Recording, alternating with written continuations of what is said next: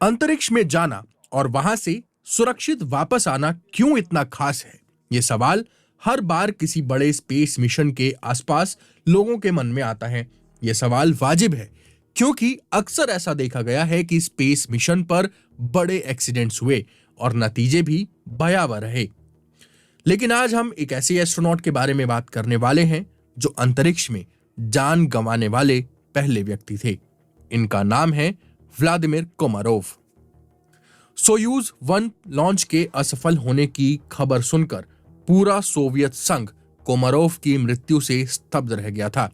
कुछ लोगों का दावा है कि मिशन शुरू होने से पहले ही कोमारोव को पता था कि स्पेसशिप दुर्घटनाग्रस्त हो जाएगा। कौन थे व्लादिमीर कोमारोव? व्लादिमीर कोमारोव का जन्म 16 मार्च 1927 को मॉस्को में हुआ था। उनके पिता एक साधारण मजदूर थे। कोमारोव को बचपन से ही मैथमेटिक्स पसंद थी। एविएशन में भी उनकी गहरी रुचि थी। ग्रेजुएशन के बाद कोमारोव सोवियत संघ यानी यूएसएसआर के शीर्ष पायलटों में से एक बन गए। स्पेस बॉफिन्स पॉडकास्ट के रिपोर्टर रिचर्ड हॉलिंगम ने बीबीसी को बताया था, सोवियत संघ की गणना में कोमारोव एक महान टैलेंट थे, एक महान देशभक्त और एक महान पायलट भी थे। यही कारण है कि उन्हें 2 प्रतिष्ठित स्पेस प्रोजेक्ट्स के लिए चुना गया था।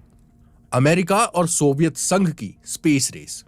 1960 के दशक में संयुक्त राज्य अमेरिका और सोवियत संघ के बीच शीत युद्ध चल रहा था।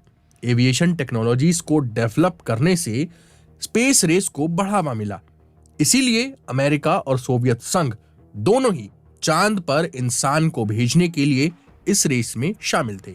दोनों देश इस बात के लिए पक्के इरादे से लगे हुए थे कि उनके देश का कोई व्यक्ति चांद पर पहला कदम रखे।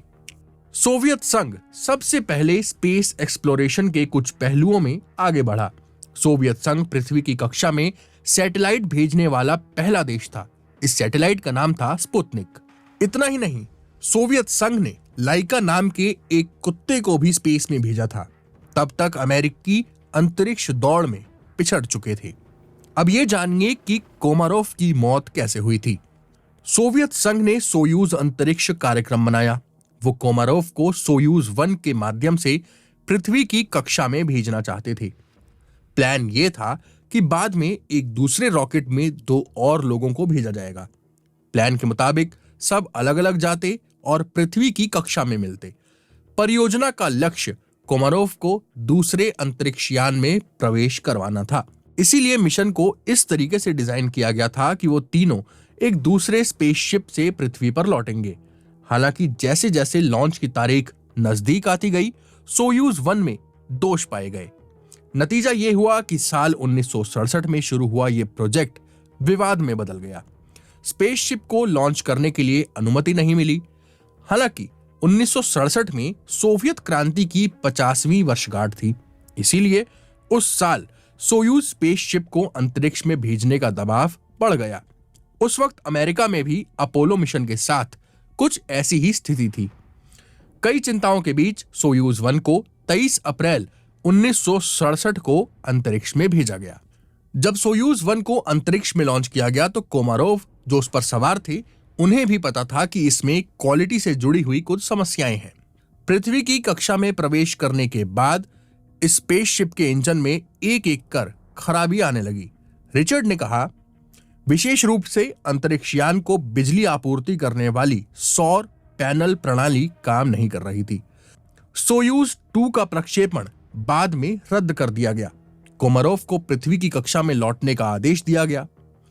कोमारोव जब पृथ्वी पर लौट रहे थे तो उनका पैराशूट फेल हो गया। हो सकता है कि वो वहीं से जमीन पर गिरना शुरू हुआ हो, जहां गुरुत्वाकर्षण बल शुरू हुआ था। जैसे ही वो जमीन पर गिरा, अंतरिक्षयान में आग लग गई। एक दावा यह भी है कि कोमारोव ने पृथ्वी पर लौटते वक्त कंट्रोल रूम से बात की थी और उनकी कठोर आलोचना की थी।